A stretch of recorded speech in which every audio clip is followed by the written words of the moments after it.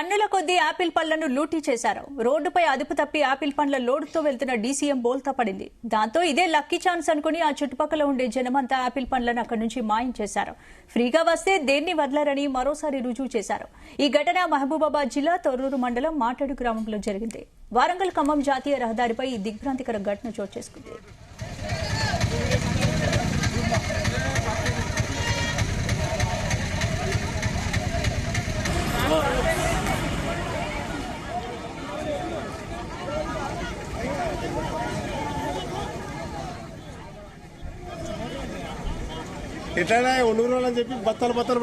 Apple పండ్ల లోడ్తో వేగంగా వెళ్తున్న డీసీఎం వాహనం డ్రైవర్ నియంత్రణ కోల్పోవడంతో అదుపు తప్పి రోడ్డుపై బోల్తా పడింది. ప్రమాదం జరిగిన వెంటనే వాహనంలో ఉన్న టన్నుల కొద్ది యాపిల్ పళ్లు పెట్టెలు రోడ్డుపై పడిపోయాయి.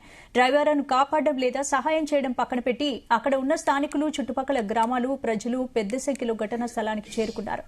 పండ్లను చూసిన జనాలు వాటిని సొంతం చేసుకునేందుకు ఒక్కసారిగా ఎగబడ్డారు. సంచుల్లో, చేతిలో, దొరికిన పాత్రల్లో దొరికినంత యాపిల్ పండ్లను నింపుకుని ఎవరి దారిన వారు వెళ్లిపోయారు.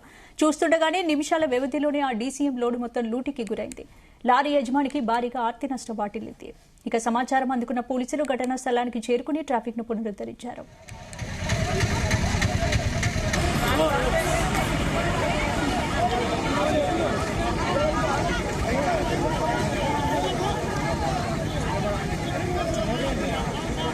ఎట్లయినా ఒండూరు అని చెప్పి బత్తలు పట్టుకోపోతారు లేదా